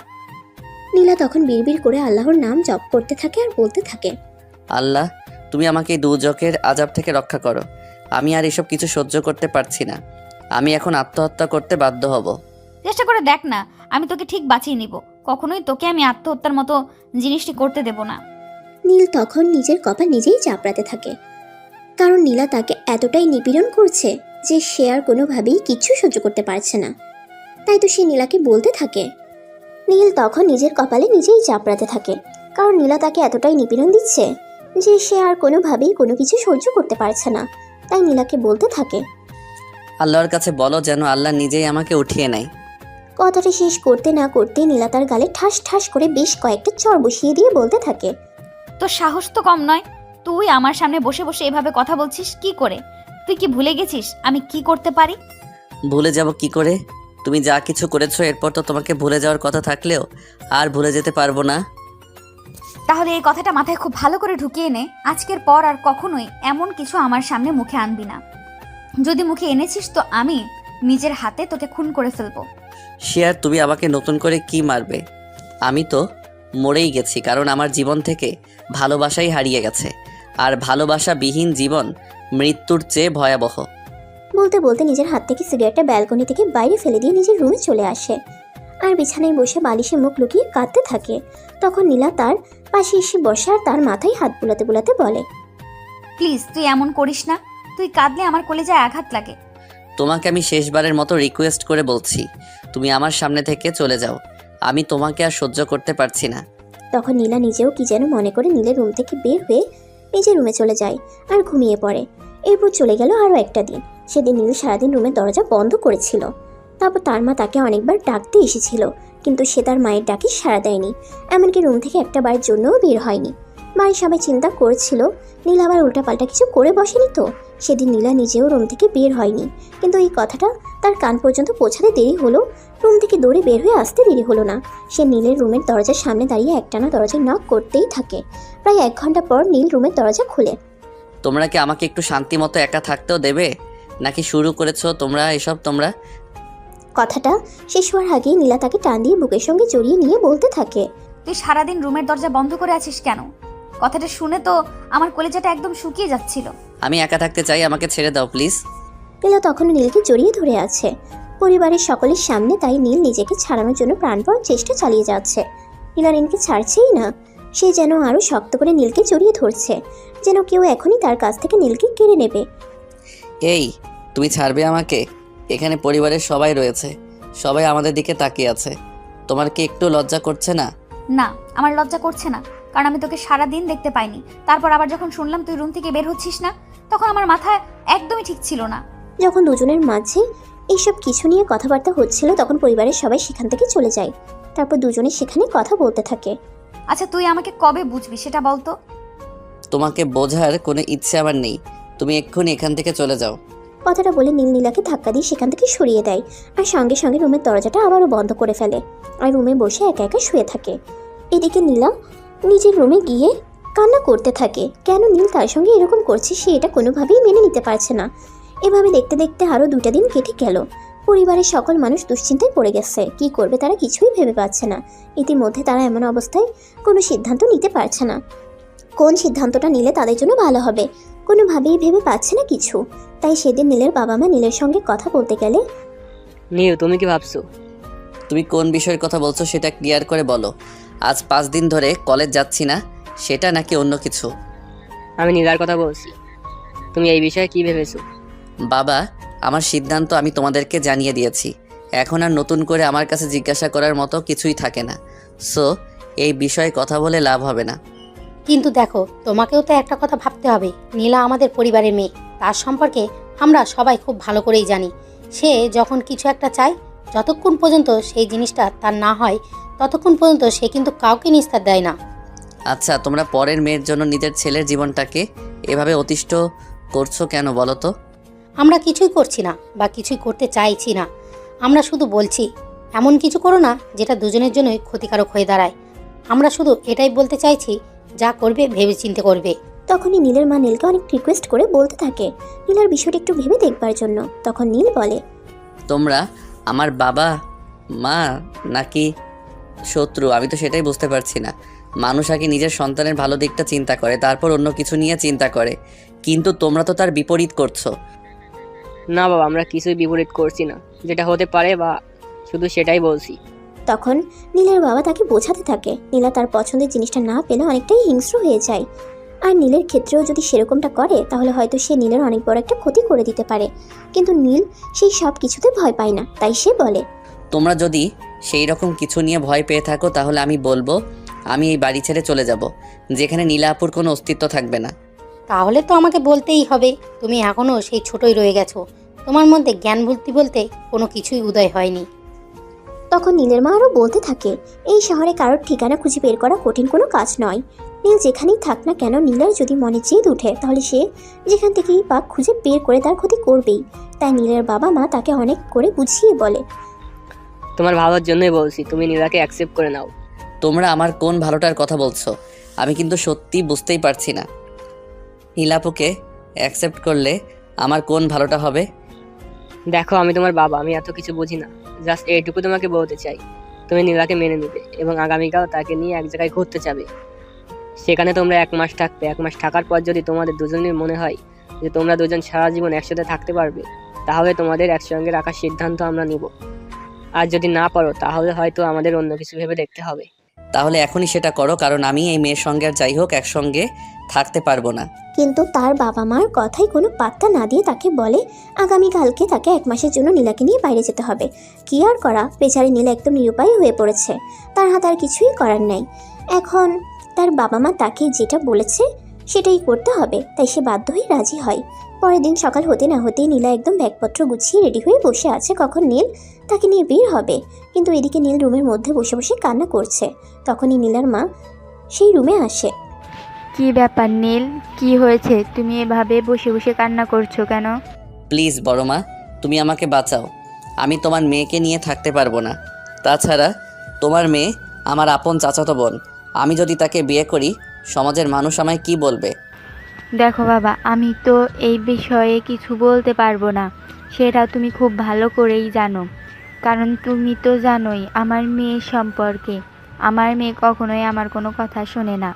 নীলের যেন তখন চিৎকার করে কান্না করতে ইচ্ছে করছিল, কিন্তু কি করবে, কিছুই তো করার নেই, সবই ভাগ্যের পরিহাস। তাই সে বাধ্য হয়ে রেডি হয়ে নিল, আর তার মা তার কাপড় চোপড় সব গুছিয়ে দিল। যাওয়ার সময় তার বাবা তার হাতে মোটা অঙ্কের একটা টাকার বান্ডেল ধরিয়ে দিয়ে বলল, এটা নিয়ে যাও, তোমাদের যেভাবে ইচ্ছে সেভাবে এনজয় করো। আর যদি টাকার প্রয়োজন হয় তাহলে একবার শুধু আমায় ফোন করো, যত টাকা লাগবে আমি পাঠিয়ে দিব। বাবা, আমি তোমাদেরকে এখনো রিকোয়েস্ট করে বলছি, প্লিজ তোমরা তোমাদের সিদ্ধান্ত থেকে পিছপা হও। তুই হাসি মুখে সবার থেকে বিদায় নিবি, নাকি বিদায় নেওয়ার সময় আরো 2-4টা খাওয়ার ইচ্ছে রয়েছে তোর?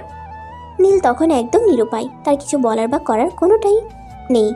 বাধ্য হয়ে সবার থেকে বিদায় নিয়ে সে নীলাকে নিয়ে বাসা থেকে বের হয়। কোথায় যাবে কিছুই জানে না, গাড়িতে চুপচাপ বসে আছে। নীলা গাড়ি ড্রাইভ করছিল, তখনই হঠাৎ নীলা বলে, কি রে, এইভাবে চুপচাপ বসে আছিস কেন? আমার সঙ্গে কিছু গল্প কর। আমার কি একা একা বসে থাকতে ভালো লাগছে নাকি? তুমি কেন করলে আমার সঙ্গে এরকমটা? আমি তো কখনো তোমার কোনো ক্ষতি করিনি। তুমি যদি সম্পত্তি চাও তাহলে আমি আমার ভাগের সমস্ত সম্পত্তি তোমায় দিয়ে দেব, কিন্তু তার বিনিময়ে তুমি আমায় মুক্তি দাও। কেন, তোর বাবার চাইতে আমার বাবার কি সম্পত্তি কম আছে নাকি, যে সম্পত্তির জন্য তোমার সঙ্গে আমাকে এইসব করতে হবে? তাহলে তুমি কেন করছো আমার সঙ্গে এরকম? কেন আমার জীবনটাকে নরকে পরিণত করে দিচ্ছ? কারণ তোকে আমি চাই। এখন এইসব প্যাচাল বাদ দিয়ে একটু রোমান্টিক হয়ে কথা বলতো আমার সঙ্গে। এসব আনরোমান্টিকতা আমার একদমই ভালো লাগছে না। আর আমার একটু কাছে এসে বস না। কিন্তু নীলা এইসব কথা শুনে নীলের একদমই ভালো লাগছে না, কারণ সে নিশিকে সত্যিই ভালোবেসে ফেলেছিল। সেই নিশিকে নিজের করে পেতে চাইতো, কিন্তু এভাবে নীলার জন্য তার ভালোবাসাকে হারাতে হবে সেটা সে ভাবতে পারেনি। তাই সে চুপচাপ হয়েই বসে আছে। তাই আবারও নীলা বলতে থাকে, কিরে, তুই এখনো ওখানে বসে আছিস কেন? আমি তোকে কি বললাম? আমি এখানেই ঠিক আছি। তুমি গাড়ি চালাও না, পাশে গিয়ে বসলে তোমার গাড়ি চালাতে সমস্যা হবে, তারপর অ্যাক্সিডেন্ট হতে পারে। আমি কি কাঁচা ড্রাইভার নাকি যে গাড়ি চালাতে সমস্যা হবে? তুই আমার পাশে এসে বস না। কিন্তু নীলা সেটা করলো না। আর তখনই হঠাৎ তার মনে একটা প্রশ্নের উদয় হলো, তারা যাচ্ছে কোথায়? নীলা তো এই বিষয়ে তাকে কিছুই বলেনি, তাই সে নীলাকে প্রশ্ন করে, আমরা কোথায় যাচ্ছি? তোর কোথায় যাওয়ার ইচ্ছে, পাহাড় নাকি সমুদ্র? নিশির কাছে। আর যদি একবারও আমার সামনে এই নাম উচ্চারণ করেছিস তাহলে কিন্তু তোকে এখানেই মেরে পুঁতে ফেলে রাখবো, বলে দিলাম। এই নামটা আমি জাস্ট সহ্য করতে পারি না। এই নামটাকে তোর জীবন থেকে মুছে দেওয়ার জন্য আমি এত কিছু করছি, আর তারপরেও তুই বারবার এই এক কথাই বলছিস। Yes, I still love she. তোর ভালোবাসার খেতায় আগুন। চুপচাপ এখানে বসে থাক, এটা রাস্তা। আমি আশা করব তুই এখানে এমন কিছু করবি না যাতে আমি উদ্ধত হতে বাধ্য হই। তখন নীলার কোনো কথা না বলে চুপচাপ গাড়িতে বসে রইল। তাদের গাড়িটা চলতে শুরু করলো। নীল তার দুই চোখ বন্ধ করে রয়েছে, কারণ তার প্রকৃতি দেখার ইচ্ছেটাই মরে গেছে। চোখ বন্ধ করে রাখতে রাখতে হয়তো সে ঘুমিয়েই গেছিল। আর এদিকে নীলা একা একা বোরিং ফিল করছিল, তাই সে নীলকে হাতে ধাক্কা দিয়ে ডাক দেয়। কিরে, আর কত ঘুমাবি? এবার তো চোখ খোল। তুমি তোমার মতো করে গাড়ি চালাও না, আমাকে বিরক্ত করছো কেন? আমার এসব ভালো লাগছে না জাস্ট। কথাটা বলে নীল আর একটু সরে গিয়ে তার মতো করে চোখ বন্ধ করে রাখতে চাইছিল, কিন্তু নীলা তাকে সেটা করার সুযোগ না দিয়ে গাড়িতে থাকা পানির বোতলের মুখটা খুলে সোজা এক বোতল পানি নীলের মুখের দিকে ছুড়ে দিল। তখনই নীল চোখ খুলে বলতে থাকে, আমি কোনোভাবেই বুঝতে পারছি না এগুলো কোন ধরনের ইয়ার্কি। তুমি কেন এত জ্বালাচ্ছ আমায়? আমাকে কেন একটু শান্তিতে থাকতে দিচ্ছ না? আমি কি ক্ষতি করেছি তোমার? মুখটা বন্ধ করবি তুই? দুপুর গড়িয়ে বিকেল হতে চললো, পেটে ক্ষুধা লেগেছে, রেস্টুরেন্টের সামনেই আছে, খেতে হবে। তুমি খেয়ে এসো, আমার খাবার ইচ্ছে নেই। আমি সকালে যা খেয়েছি এখনও সেগুলি পেটে রয়ে গেছে, তাই আমার আর খেতে হবে না। নীলা তখন বুঝতে পারে এভাবে বলে কাজ হবে না, তাই সে রেস্টুরেন্টের সামনে গাড়িটা থামায় এবং রেস্টুরেন্ট থেকে তাদের খাবার প্রয়োজনীয় সামগ্রীগুলো পার্সেল করে নেয়। তারপর আবার গাড়িতে উঠে গাড়ি স্টার্ট করে। সেটা দেখে নীল বলে, কি ব্যাপার? তুমি না বললে তোমার ক্ষুধা পেয়েছে, তাহলে না খেয়ে চলে আসলে কেন? খাবার ইচ্ছা হয়নি তাই খাইনি। আমি না খেয়ে থাকলে তোর তো কোনো সমস্যা নেই, তাহলে তুই জিজ্ঞাসা করছিস কেন? তুই তোর মতন করে থাক না। হ্যাঁ, সেটাই ভালো। তুমি খাও বা না খাও তাতে আমার কি, আর আমি কেনই বা জিজ্ঞাসা করছি? তারপর নীলার কোনো কথা না বলে চুপচাপ বসে আছে। প্রায় 20 মিনিট পর নীলা একটা নির্জন জায়গায় দেখে গাড়িটা দাঁড় করালো, আর সেটা দেখে নীল বলতে লাগলো, কি ব্যাপার? কি হয়েছে? তুমি এখানে আবার গাড়ি দাঁড় করালে কেন? নীলের কথার কোনো উত্তর না দিয়ে নীলা খাবারের প্যাকেট বের করলো এবং খাবারটা মাখাতে শুরু করে। সে এক লোকমা খাবার নীলের মুখের দিকে তুলে ধরে বলে, এই নে, আর রাগ করিস না, খাবারটা খেয়ে নে। বললাম তো আমার খাবার খাওয়ার কোনো ইচ্ছে নেই, আমি খাবো না। তোমার খাবার ইচ্ছা থাকলে খেয়ে নাও। তুই প্লিজ এইভাবে আমার সঙ্গে রাগ করে থাকিস না। তুই যদি এইভাবে আমার সঙ্গে রাগারাগি করিস তাহলে আমি এটা সহ্য করতে পারবো না। তুমি তো আমার জীবন থেকে সব সুখ কেড়ে নিয়েছো, তাহলে আর কি চাও? এখন আর কেন আমি তোমার সাথে সঙ্গে ভালো ব্যবহার করতে যাব সেটা বলতে পারো? তুই খাবারটা খাবি নাকি সেটা বল। কথাটা বলে নীলা নীলের মুখটা চেপে ধরে মুখের ভিতর খাবারটা পুড়ে দেয়। তখন নীলার কোনো কথা না বলে চুপচাপ খাবারটা চিবিয়ে খেতে থাকে। এভাবে দুজনের খাওয়া দাওয়া শেষ হয়। তারপর নীলা আবার গাড়ি চালাতে শুরু করে। তখন নীলা আবার বলে, তুমি এবার তোমাকে এটা বলো যে আমরা কোথায় যাচ্ছি। আমার নানা বাড়িতে যাচ্ছি, মানে সুসং দুর্গাপুর। এখন তো বসন্তকাল, এখন ওখানে অনেক ঘোরাঘুরি করা যাবে। ওখানে তো কখনো যাসনি, তাই জানিস না। আমার নানা বাড়ির পাশে অনেক সুন্দর সুন্দর পাহাড়, আর ওই যে সোমেশ্বরী নদীর নাম শুনেছিস তো, ওটা রয়েছে। তোকে আরেক কথা বলার ছিল, আমার নানুর বাড়ি কিন্তু সোমেশ্বরী নদীর একদম কাছেই। নীলা কোনো রিসোর্ট বা হোটেলে যাচ্ছে না, সেটা শুনে মনে মনে একটু খুশি হয়। কারণ আর যেই হোক, নানার বাড়িতে গিয়ে নীলা হয়তো এসব পাগলামো মার্কা কর্মকাণ্ড করতে পারবে না, তাই সে চুপচাপ বসে আছে। এইভাবে দেখতে দেখতে বিকেল প্রায় হয়ে গেল। সুসং দুর্গাপুর এসে পৌঁছতে নীলার নানুর বাড়িটা গ্রামের সাইডে ছিল, আর নীলের বরাবর গ্রাম অনেক পছন্দের জায়গা। যদিও গ্রামে তাদের তেমন কোনো আত্মীয় স্বজন নেই, তাই কখনো ওভাবে গ্রামে যাওয়া হয়ে ওঠে না। এই কি রে, এইভাবে ধ্যানমগ্ন হয়ে বসে বসে কি ভাবছিস? ওই যে সামনেই আমার নানা বাড়ি দেখা যাচ্ছে। কই না তো, কিছুই ভাবছিলাম না। যাই হোক, অবশেষে রাস্তা শেষ হতে চলেছে সেটা জেনে খুব খুশি হলাম। কেন, এতক্ষণ কি তুই আমার সঙ্গে বসে থাকতে বোরিং ফিল করছিলি নাকি? যদিও এই কথাটা একদমই সত্য যে নীল তার সাথে বসে থাকতে খুবই বোরিং ফিল করছিল, কিন্তু এই কথাটা কোনোভাবেই মুখে প্রকাশ করা যাবে না। কারণ এই কথাটা হয়তো এখন মুখে প্রকাশ করলেই নীলা অনেকটা খেপে যাবে, আর খেপে গিয়ে সে যা ইচ্ছে তাই করে ফেলতে পারে। তাই নীল কথাটাকে ঘুরিয়ে দিয়ে বলল, আর না, সেরকম কোনো বিষয় নেই। আসলে তুমি তো জানোই যে আমি জার্নি করতে একদমই পছন্দ করি না, তাই আর কি। যাই হোক, দেখতে দেখতে নীলার নানার বাড়ির সামনে এসে গাড়িটা দাঁড়ালো। গ্রামের বাড়ি কিন্তু দেখতে বেশ ঝাঁকঝমকপূর্ণ, বেশ সুন্দর করে পরিপাটি সাজানো গোছানো। দেখলে কেউ বলতেই পারবে না এটা গ্রামের বাড়ি। বাড়ির সামনে দাঁড়াতেই বেশ কিছু ছোট ছোট বাচ্চারা এসে দৌড়ে নীলা আপুকে জড়িয়ে ধরে আর বিভিন্ন কথা বলতে থাকে। আর এদিকে দেখতে দেখতেই নীলা আপুর নানু সেখানে এসে উপস্থিত হয়। তখন নীল ওনাকে সালাম দেয়, কারণ নীল ওনাকে এর আগেও অনেকবার দেখেছেন, তাই ওনাকে দেখে চিনে ফেলেছেন। আসসালামু আলাইকুম নানু, কেমন আছেন? ওয়ালাইকুম আসসালাম ভাই, আলহামদুলিল্লাহ ভালো আছি। তোমার শরীরের কি অবস্থা? আর নীলার কাছে শুনছি তুমি আজ আমাদের এখানে আসছো, সেটা শোনার পর থেকেই আমি তোমাদের জন্য অপেক্ষা করছি। তখন নীল একটু দুষ্টুমি হাসি হেসে বলে, কেন নানা ভাই বাড়িতে নেই নাকি? নানা ভাই এখন আর আগের মতো তোমার খেয়াল রাখতে পারছে না? দূর, এসব ছাড়ো। আসলে তুমি তো খুব ভালো করেই জানো আমার একটা মাত্র মেয়ে, আর তার একটা মাত্র মেয়ে সন্তান। আমার কোনো নাতি নেই, তাই তোমাকে আমি আমার নিজের নাতির মতো স্নেহ করি। আই অ্যাম সো সরি মহারানী, ভুল হয়ে গেছে, আমাকে ক্ষমা করে দেন। আর কখনো এভাবে বলবো না। কথাটা বলতে বলতে সেই নানুকে জড়িয়ে ধরে ভিতরে চলে যায়। আর এদিকে নীলা বাচ্চাদের সঙ্গে কথা বলে তারপর ভিতরে আসে। আর আসতে না আসতেই তার নানু তাকে বলে, নীলা, এবার কিন্তু নিলয়কে নিয়ে অনেক দিন থাকতে হবে আমাদের বাড়িতে। সে আর তোমাকে বলতে হবে না, আমি নিজেই প্ল্যান করে এসেছি। এবার অনেক দিন তোমাদের এখানে থাকবো, তাই তোমাকে এই সব কিছু নিয়ে একটুও চিন্তা করতে হবে না। এখন তুমি আমাকে এইটা বলো যে নানা ভাই কবে বাড়িতে আসছেন? তোমার নানা ভাই তো গেলেন এই কয়েকদিন হলো, আসতে দেরি হবে। তোমার নানা ভাই বাড়িতে নেই বলে তোমাকে এসব নিয়ে চিন্তা করতে হবে না। তোমার যতদিন ইচ্ছে তুমি ততদিন এখানে থাকতে পারো, কোনো সমস্যা নেই। হ্যাঁ, সে তো আর তোমাকে বলতে হবে না। এখন আমাদের খাবার ব্যবস্থা করো, খুব ক্ষুধা পেয়েছে। আর নীল, তুই আমার সঙ্গে আয়, হাত মুখ ধুবি। কথাটা বলতে বলতে হাত ধরে টানতে টানতে নীলকে ওয়াশরুমে নিয়ে যায়। সেখান থেকে দুজন ফ্রেশ হয়ে তারপর খাবার টেবিলে জয়েন করে। একসঙ্গে খাওয়া দাওয়া শেষ করলে নীল বলে, আমি খুবই টায়ার্ড ফিল করছি, আমাকে একটু রেস্ট নিতে হবে। আমি কোন রুমে থাকবো সেটা একটু বলে দিবে যেন। ওই যে ডান দিক দিয়ে গিয়ে 2 নাম্বারটাতে থাকবে, আর 3 নাম্বারটায় নীলা থাকবে। আরে না বুড়ি, সেটা হবে না। আমি আর নীল দুজনে এক রুমে থাকবো। সে তোদের যেভাবে ইচ্ছা তোরা সেভাবেই থাক, আমার কোনো সমস্যা নেই। কথাটা বলতে বলতে নীলার নানু সেখান থেকে উঠে চলে যায়। আর এদিকে নীল সেখান থেকে উঠে রুমের দিকে অগ্রসর হতে থাকে। তখন নীলা তার পিছু পিছু রুমে আসে। কিরে, খুব বেশি টায়ার্ড হয়ে পড়েছিস নাকি? আমি কি তোর হাত পা একটু টিপে দেবো? না, সেটার কোনো প্রয়োজন হবে না, আমি ঠিক আছি। একটু ঘুমালে সব ঠিক হয়ে যাবে। তুমি আমায় কোনো বিরক্ত করো না, আমাকে একটু একা থাকতে দাও। সেটা বললে হবে নাকি? আমি তোকে নিয়ে এত দূর এসেছি তোকে একা থাকতে দেওয়ার জন্য নাকি? আমার সঙ্গে টাইম পাস করবি সেটার জন্যই তো তোকে এখানে নিয়ে এসেছি। কথাটা বলতে বলতে নীলা নীল দুজনেই রুমে প্রবেশ করে। আর নীলার সঙ্গে সঙ্গে রুমের দরজাটা বন্ধ করে দেয়। তখনই সেটা দেখে নীল বলতে থাকে, আরে কি ব্যাপার, তুমি এই দিনের বেলা দরজা কেন বন্ধ করছো? আর এটা নানার বাড়ি, এখানে যে কেউ যে কোনো সময় আসতে পারে, লোকে দেখলে কি বলবে বলো তো? এই শোন, একদম এত কথা বলিস না। এটা আমার নানার বাড়ি, এখানে কখন কি হয় না হয় সেখানে সব কিছু তোর চাইতে আমি খুব ভালো করেই জানি। তাই বলে তুমি দিনের বেলা রুমের দরজা কেন বন্ধ করছো? তুই আর আমি একসঙ্গে রুমে থাকবো, আর তখন যদি সেখানে নানু কাবাবের হাড্ডি হতে চলে আসে? আচ্ছা, আমরা কি হাজব্যান্ড ওয়াইফ নাকি যে আমরা দুজন একই রুমে থাকছি আর সেখানে নানু চলে আসলে কোনো সমস্যা হবে? এক চট দিয়ে তোর সব কটা দাঁত ফেলে দিব।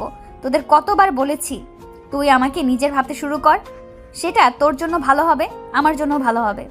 কথাটা বলতে বলতে নীলা বিছানাটা গুছিয়ে নীলকে বিছানায় শুতে বলে। নীল নীলার সঙ্গে কোনো তর্কে না গিয়ে চুপচাপ বিছানায় শুয়ে পড়ে। আর একপাশে নীলা এসে শুয়ে পড়ে। নীল ঘুমিয়ে পড়ছিল। তখনই নীলার হাত ধরে টান দিয়ে একদম তার বুকের কাছে নিয়ে নেয়। তখনই নীল বলতে থাকে, আরে নীলা আপু, এসব কি করছো তুমি? তুমি আমাকে তোমার এত কাছে টেনে নিচ্ছ কেন? তোকে দূরে দূরে রাখার জন্য আমি তোকে এখানে নিয়ে এসেছি নাকি? আমি তো তোকে এখানে নিয়ে এসেছি তোর কাছাকাছি থাকবো বলে। এখন কোনো কথা না বলে চুপচাপ আমার বুকে এসে ঘুমিয়ে পড়তো। ছোটবেলা থেকেই একা একা ঘুমানোর অভ্যাস, কাউকে সঙ্গে নিয়ে ঘুমানোর অভ্যাস নীলের কখনোই ছিল না। তাই অনেকক্ষণ সময় চলে যাবার পরও তার চোখে কোনোভাবেই ঘুম আসছিল না। সে শুধু ছটফটই করছিল। তখনই নীলা বলে, কি রে, এভাবে ছটফট করছিস কেন? কোনো সমস্যা হয়েছে নাকি? কোনো সমস্যা হয়ে থাকলে আমাকে বল, আমি সলভ করি। তখন নীল তার উক্ত সমস্যাটির কথা বলে। আর নীলা তখন তাকে তার বালিশে গিয়ে ঘুমানোর অনুমতি দেয়। নীল যেন হাফ ছেড়ে বাঁচল। সে বালিশে শুয়ে কিছুক্ষণের মধ্যেই ঘুমিয়ে পড়ল। সন্ধ্যার দিকে তার নানু তাদের দুজনকে ডেকে ঘুম থেকে তুলে তারপর নাস্তা করায়। আর সবাই মিলে একসঙ্গে বসে গল্প করতে থাকে। আর এভাবে দেখতে দেখতে সন্ধ্যা পেরিয়ে রাত হয়ে গেল। সবাই মিলে একসাথে রাতের খাবার খেয়ে যার যার রুমে চলে যায়। নীল বিছানার এক পাশে মন খারাপ করে শুয়েছিল। তখনই নীলা রুমের দরজা বন্ধ করে তার পাশে গিয়ে বসে। আর তার মাথায় হাত বুলিয়ে দিতে দিতে বলে, কিরে নীল, কি হয়েছে? তুই এভাবে মন খারাপ করে শুয়ে আছিস কেন? আর শোন, আমরা আগামীকাল একটু ঘুরতে বের হব। তুমি যাও, আমার ঘুরতে যাওয়ার কোনো ইচ্ছে নেই, আমার একদমই ভালো লাগছে না, প্লিজ আমায় একা থাকতে দাও। কথাটা বলে নীল বালিশে মুখ লুকিয়ে শুয়ে পড়েছিল। তখন নীলা আর তাকে কোনো কথা না বলে বিছানার একপাশে বালিশ নিয়ে শুয়ে পড়ে। সে মনে মনে একটু অনুতপ্ত হচ্ছিল। হয়তো নীলের সঙ্গে এটা করা তার একদমই উচিত হচ্ছে না, কিন্তু কি করবে, সে যে নীলকে সত্যিই ভালোবেসে ফেলেছে। তাকে ছাড়া তার জীবনের যে কোনো অস্তিত্বই নেই। এইসব কথা ভাবতে ভাবতে কখন যে চোখে ঘুম চলে আসলো সেটা ঠিক বলতেই পারবে না। মাঝ রাত্রিরে হঠাৎ কারোর গরম নিঃশ্বাসে নীলার ঘুমটা ভেঙে গেল। নীলা তখন চোখ খুলে দেখতে পায় নীল তার বুকের উপরে শুয়ে আছে, আর তার একটা হাত নীলার জামার ভিতরে ঢুকে গেছে, যেটা দিয়ে নীল আস্তে আস্তে ওখানে হাত বুলাচ্ছে। হতে পারে সে প্রথমবার কোনো মেয়ে মানুষকে এতটা কাছে পেয়েছে। আর যে কোনো ছেলেই হোক না কেন, একটা মেয়েকে এতটা কাছে পেয়েছে, তার মধ্যে কাম বাসনা থাকবে, এটাই তো স্বাভাবিক। নীলা তখন সজাগ থাকলেও ঘুমের ভান করে শুয়ে থাকে। আর এদিকে নীলা আস্তে আস্তে তার সারা বুকে সুন্দর করে হাত বুলাতে থাকে, আর তারপর আস্তে আস্তে নীলার জামাটা খুলে নেয়। নীলাও তখন তার সঙ্গে রেসপন্স করতে থাকে, কারণ তার তো এটাই কামনা ছিল নীল তার সঙ্গে একটু ক্লোজ হোক। তখনই হঠাৎ করে হয়তো নীলের ঘুমটা ভেঙে গেল, আর সে নিজেকে এমন অবস্থায় দেখে নীলাকে বলতে থাকে, I am so sorry, please আমায় ক্ষমা করে দাও। ধুর পাগল, সরি বলছিস কেন? আমার কাছে আয়, আমি তো এটাই চাই। কথাটা বলে নীলা আবারও নীলকে টান দিয়ে তার কাছে টেনে নেয়, আর তখন সে নিজেই নীলকে উত্তেজিত করতে শুরু করে। নীল যদিও বারবার তাকে বাধা দিচ্ছিল, কিন্তু সে তো একটা পুরুষ মানুষ। একটা মেয়ে যদি এভাবে তার কাছে আসে, তাহলে সে নিজেকে কিভাবে ধরে রাখবে? তাই সে নিজেও নীলার সঙ্গে সুখের খোঁজে গভীর সমুদ্রে ডুব দিতে শুরু করে। প্রায় 40 মিনিট পর তাদের মনোবাসনা পূর্ণ হলে একে অপরকে জড়িয়ে ধরে ঘুমিয়ে পড়ে। পরের দিন ফজরের আজান দেওয়ার আগেই নীলা নীলকে ঘুম থেকে ডেকে তুলে। এই নীল, তাড়াতাড়ি ঘুম থেকে উঠ। বুড়ি ঘুম থেকে ওঠার আগেই ফ্রেশ হয়ে আসতে হবে। বুড়ি যদি এইসব কিছু জানতে পারে, তাহলে হাসাহাসি করবে। কি বলছো তুমি? আমি তো কিছুই বুঝতে পারছি না। হাসাহাসি কেন করবে? আমরা কি এমন করলাম? আরে রাতে তুই আমার সঙ্গে যা কিছু করেছিস, এরপর কি ফ্রেশ হতে হবে না? আর এটা যদি বুড়ির সামনে গিয়ে করি, তাহলে বুড়ি আমাদের দুজনকে নিয়ে হাসাহাসি করবে, সেটা তুই জানিস। আসলে মূল কথা হলো নীল এটাই জানে না যে সে যেটা করে যে তারপর গোসল করতে হয়। তাই নীলা তাকে সম্পূর্ণ বিষয়টা বুঝিয়ে বলে, এবং তার নানু ঘুম থেকে ওঠার আগেই দুজনে ফ্রেশ হয়ে চলে আসে রুমে। সকালবেলা যখন নীলার নানু দুজনকে নাস্তার টেবিলে ডাকছিল, তখন নীলার চুলগুলো ভেজা দেখে তার নানু বলে, কিরে, আমি তো সবেমাত্র তোদের দুজনকে ঘুম থেকে ডেকে তুললাম, কিন্তু তোর চুলগুলো ভিজা কেন? তখন নীলা কি বলবে কিছুই ভেবে পাচ্ছে না। আসলে সত্যি কথাটা বলতে গেলে হয়তো তার নানুর কাছে তাকে দু একটা কথা শুনতে হবে। তাই সে একটু চিন্তা ভাবনা করে তারপর তার নানুকে বলে, আসলে নানু, গতকাল রাতে ঘুমানোর আগে আমি আমার চুলে হেয়ার জেল লাগিয়েছিলাম, তাই চুলগুলো এমন ভেজা ভেজা দেখাচ্ছে। তার নানু বিষয়টা কতটা বুঝতে পারলো আর কতটা বুঝতে পারলো না সেটা বোঝা না গেলেও তিনি একটা মুচকি হাসি দিয়ে নাস্তা শেষ করে নিলেন। আর নাস্তা শেষ হতে না হতেই নীলার নানু নীলাকে বলে, নীলা, তুই একটু আমার সঙ্গে রান্নাঘরে আয়। আজ আমাদের কাজের মেয়েটা আসতে পারেনি, তার নাকি শরীর খারাপ। আমি একা একা তো রান্নাটা সামলাতে পারবো না, তুই একটু আমায় সাহায্য করবি? ঠিক আছে, সে না হয় বুঝলাম, কিন্তু তুমি তো জানো যে আমি ওইসব রান্নাবান্না কখনোই করিনি, তাহলে আমি করব কিভাবে? তখন তার নানুকে কোনো কথা বলার সুযোগ না দিয়ে পাশ থেকে নীল বলতে থাকে, নানু, কোনো সমস্যা নেই, তুমি কোনো চিন্তা করো না, আমি তোমায় সাহায্য করতে পারবো, তুমি চলো তো। কথাটা বলতে বলতে নীল নানুকে নিয়ে রান্নাঘরে চলে যায়, আর সেখানে নানুকে রান্নার কাছে সহযোগিতা করতে থাকে। এইভাবে দেখতে দেখতে প্রায় দুপুর হয়ে এলো। তারপর সবাই মিলে একসঙ্গে দুপুরের খাবারটা খেয়ে নিল। বিকেলবেলা নীলা তার নানুকে বলে, নানু, আমি নীলকে নিয়ে একটু বেড়াচ্ছি, ওই পাহাড়ের দিকে একটু ঘুরতে যাব, আর ফিরতে হয়তো রাত হয়ে যাবে। তখন নীলার নানু তাকে বলে, ঘুরতে যাওয়া ভালো কথা, কিন্তু তাই বলে এটা গ্রামের বাড়ি, এখানে রাত করা ভালো কথা নয়। নীলা যেন সন্ধ্যার মধ্যে বাড়িতে ফিরে আসে। আর তখন নীলাও তার নানুকে বলে সে সন্ধ্যার মধ্যেই বাড়িতে ফিরে আসবে। তারপর নীলা নীলকে নিয়ে বাড়ি থেকে বের হয়ে যায়। প্রথমেই তারা চলে যায় সুসং দুর্গাপুরের পিরিশির কালচার একাডেমি দেখতে। সেখানে তারা বেশ কিছুক্ষণ ঘোরাঘুরি করে। তারপর সেখান থেকে বের হয়ে চলে যায় বিজয়পুর নীল পানি আর সাদা মাটির পাহাড় দেখতে। সেখানেও তারা বেশ কিছুক্ষণ ঘোরাঘুরি করে। তারপর সেখান থেকে গাড়ি নিয়ে বের হয়ে যায় রানী রাসমণির স্তম্ভ দেখতে। আর সবশেষে তারা যায় কমলা বাগান দেখতে। এখানে ঘোরাঘুরি করতে করতেই বিকেল হয়ে আসছিল। তখনই নীল নীলাকে বলে, সন্ধ্যা হয়ে আসছে, চলো এবার বাড়ি ফেরা যাক। নীলের কথায় নীলা গাড়িতে উঠে আর গাড়ি চালাতে শুরু করে দেয়। দেখতে দেখতে তারা দুর্গাপুর শহরে এসে পৌঁছে। সেখানে একটা ফুচকার দোকান দেখে নীলা গাড়িটা দাঁড় করায়। নীলকে গাড়ি থেকে নামতে বলে। নীল, গাড়ি থেকে নাম, ওই একটা ফুচকার দোকান, ওখান থেকে 2 প্লেট ফুচকা খাওয়া যাক। না, আমার আসলে ওইসব ফুচকা খাওয়ার কোনো ইচ্ছাই নেই, তুমি খেতে পারো। তুই নামবি নাকি এখানে ভরা রাস্তার মধ্যে আমি আমার রূপ দেখাতে শুরু করব? তখন নীল বুঝতে পারে যে সে যদি নীলার কথা না শুনে তাহলে হয়তো নীলা রেগে গিয়ে এখানেই উল্টাপাল্টা কিছু করে। বুঝতে পারে, তাই সে সেটা করবার সুযোগ না দিয়ে গাড়ি থেকে নেমে আসে আর নীলার সঙ্গে ফুচকায় জয়েন করে। খাওয়া দাওয়ার পর শেষ হলে তারা বাড়িতে চলে আসে। আর বাড়িতে আস্তে আস্তেই প্রায় রাত হয়ে যায়। তখনই তার নানু তাকে বলে, কি ব্যাপার নীলা, তোকে তো বলেছিলাম রাত করা যাবে না, তারপরে তুই কেন রাত করে বাড়িতে? তুমি বলেছিলে কোনো সমস্যা হতে পারে, কিন্তু আমাদের তো কোনো সমস্যাই হয়নি, তাহলে এত পেঁচাল পারছো কেন? যাও তো ভিতরে, এত পেঁচাল ভালো লাগছে না। কথাটা বলতে বলতে নীলা আর নীলা দুজনেই ভিতরে চলে আসে। এরপর চলে গেল আরও বেশ কয়েকদিন। প্রায় সপ্তাহ খানেক পর হঠাৎ একদিন নীলা নীলকে নিয়ে তার নানুর কাছে বলে, তারপর বাড়ি থেকে বের হয়। আজ আবার তুমি আমাকে নিয়ে কোথায় যাবে? আজ তো গাড়ি নিয়ে বের হলাম না। আজ এই তো একটু কাছেই যাব, হাঁটতে হাঁটতে যাব। অনেক দিন হেঁটে কোথাও যাওয়া হয় না, তাই আজ গাড়ি নিয়ে বের হলাম না। দেখতে দেখতে দুজন হাঁটতে হাঁটতে সোমেশ্বরী নদীর তীরে এসে পৌঁছায়। তখনই তারা দুজন হাঁটতে হাঁটতে ব্রিজের উপরে চলে আসে। তখনই নদীতে মোটামুটি পানি ছিল, আর যেদিকে একটু টান জায়গা ছিল সেদিকে অনেকগুলো বালু তোলার মেশিন কাজ করছিল। নীলা এই প্রথমবার বালু তোলার মেশিন দেখেছে, তাই সে একটু বেশি আনন্দিত হচ্ছে। তখনই নীলা তাকে প্রশ্ন করে। কথাটা বলতে না বলতেই পাশ থেকে নীলা বলে ওঠে, কিরে, এবার তুই কি সিদ্ধান্ত নিয়েছিস? আমার সঙ্গে থাকবি নাকি থাকবি না? আচ্ছা, তুমি কেন আমার সঙ্গে এরকম করছো বলো তো? তুমি নিজের সুখে যেটা করেছো সেটা তো চরম অন্যায়, তারপর আবার আমার সঙ্গে এরকম কেন করছো? আমি তোকে যেটা জিজ্ঞেস করেছি তাই সেটার উত্তর দে। আমি তোর কাছ থেকে আর কোনো কথা শুনতে চাইছি না। আমি আমার কথার উত্তর শুধুমাত্র চাই। আমি তোমার সঙ্গে থাকবো না, কারণ তোমার সঙ্গে থাকা যায় না। কথাটা বলতে না বলতেই পাশ থেকে নীলা বলে ওঠে, তাই নাকি? আচ্ছা ঠিক আছে, যখন আমি তোর ভালোবাসা পাবোই না তখন আমি আর নিজেকে বাঁচিয়ে রাখার চেষ্টা করতে চাই না। আমি আজই এবং এক্ষুনি নিজেকে শেষ করে দিব। আর এসব তুমি কি বলছো? তোমার কি মাথা খারাপ হয়ে গেছে নাকি?